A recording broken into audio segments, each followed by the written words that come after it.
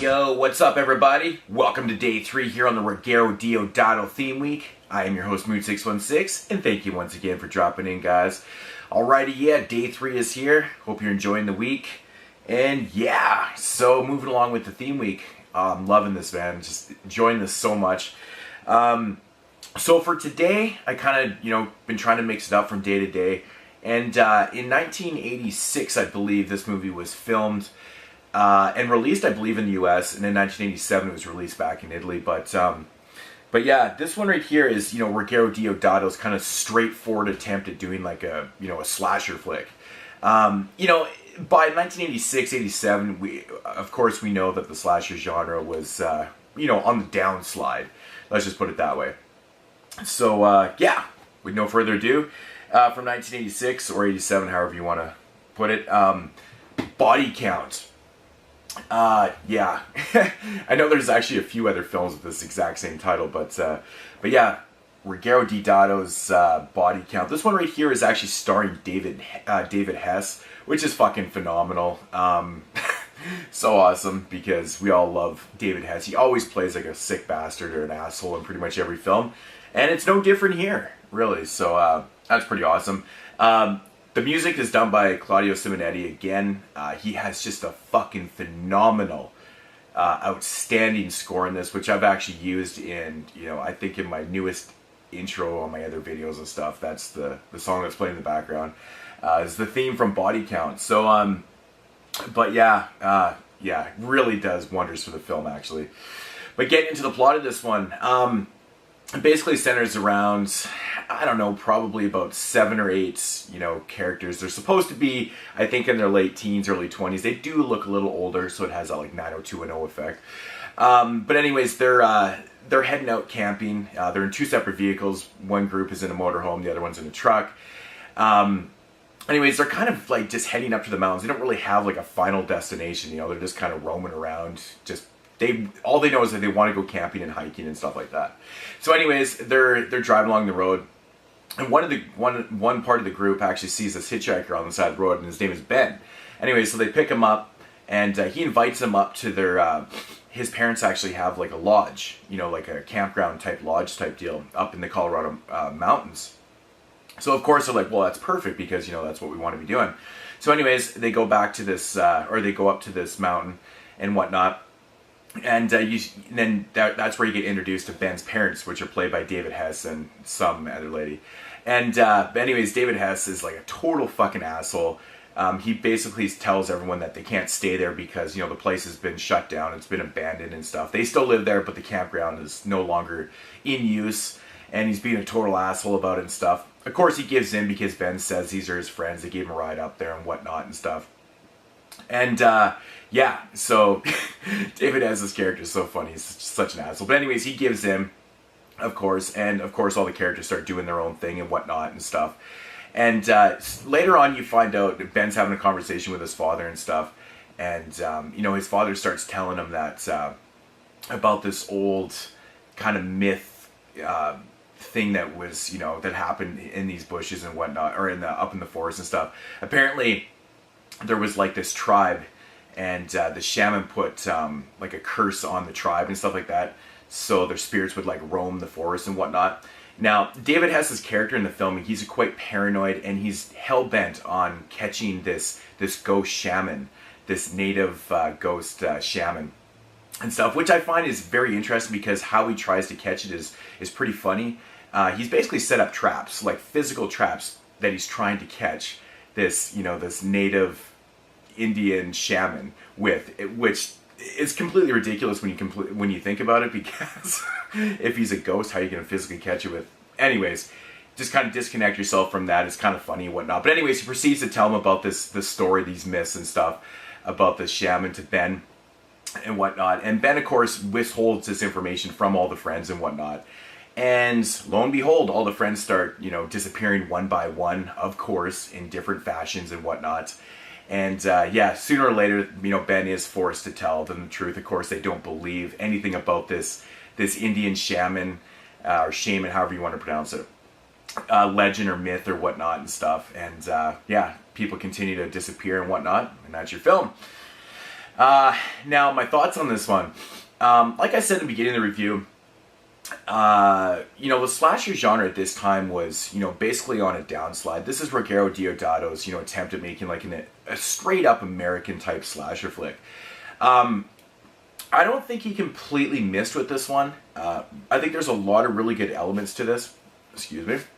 There's a lot of really good elements to this one, especially the location that it's shot in. Up in the mountains, it's absolutely beautiful. I think he did a really good job with the cinematography too, capturing the setting. It's really a beautiful setting that they used. Really fantastic stuff. Yeah,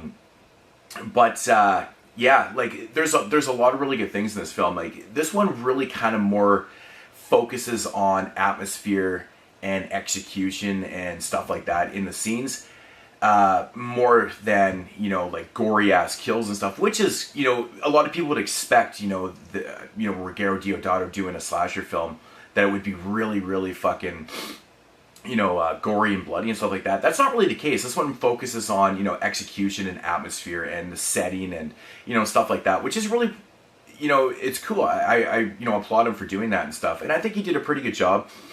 All the characters in the film are, a little cliched. They're not overly that bad, though. Like, a lot of the characters in this film you don't hate. You pretty much kind of like everybody, even though you don't know the characters a whole lot.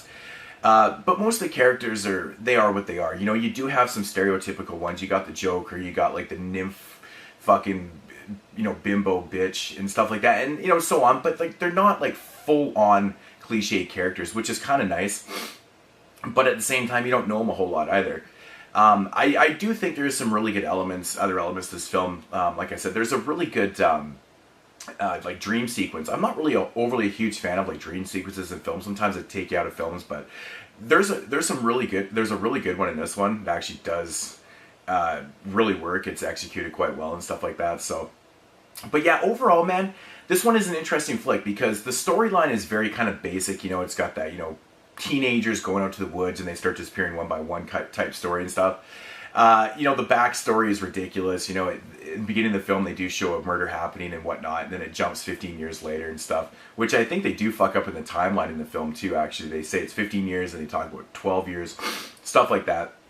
The storyline is very basic, but, I think it's all about how Ruggero Deodato, just attempted this film and like I said, with the setting and the atmosphere and stuff. And there's some really cool ass shots, like really awesome, like really cool hues and stuff to the film that really do work. It's mostly shot at nighttime. There is some daytime scenes. I think that the abandoned like bathroom scenes and stuff are really fucking awesome. That building that they use just looks fantastic. The really, really creepy, type settings and stuff, which works, and it helps it out with the, the kind of blah, storyline and stuff. So this one ultimately is a pretty good watch. It runs just over 80 minutes, about 83 minutes and stuff. But yeah, for most people out there, if you're looking for a super gory slasher film, this is really not it. It's, like I said, it's more about execution. Some of the kills are pretty stylish. There's some decent ones. Some other ones are kind of, iffy. But yeah, the body count's pretty decently high because there's a lot of characters in this one. But yeah, I mean, if you're looking for a real bloody slasher, this is definitely not the one for you.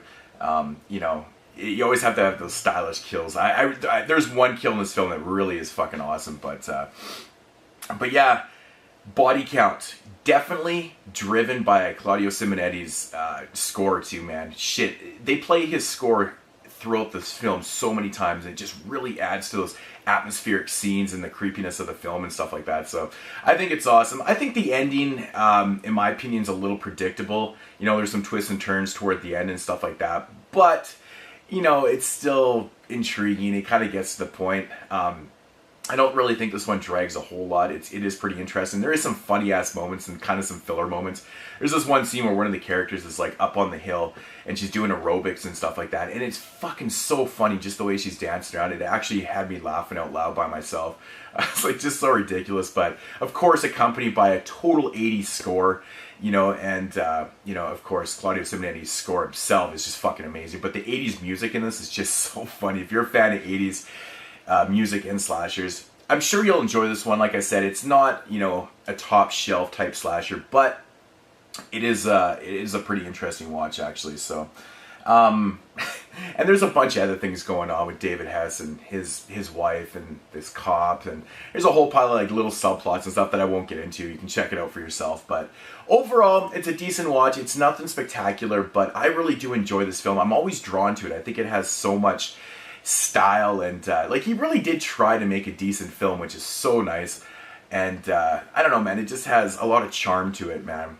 But I could watch this over and over again just because of the score itself. But yeah, body count from 1986, I believe, is when it came out in the US. So 1986 body count. If I had to rate this one, I'm just going to give it about a 6.5. I do recommend this, you know, for the hardcore 80s slasher fans out there. I'm sure you guys will love this one. So, but I think I'm going to leave it right there. And I did not mention, this is actually a bootleg because there is no Region 1 release for this film. There is a Region 2 release in the UK. I'm not 100% sure what that release is like. If anyone out there knows what that release is like, if it's decent, uncut, or whatever, just let me know, because I'm looking to grab like a legit copy. But I'm really hoping that someone picks this up in the US and actually releases this one, you know, as a good copy. So, you know, like a legit copy. So, but yeah, this isn't bad. It's just a full screen. It doesn't even have a menu. As you can see, I paused the header in the background. So, but yeah, it does look pretty good. But body count, I think this has gone on way too long, guys. Yeah, I enjoy this one, so it is what it is. Anyways, guys, that's going to do it for day 3 here on the Ruggero Deodato theme week. I will be back tomorrow with another review, of course. And once again, peace out, homies.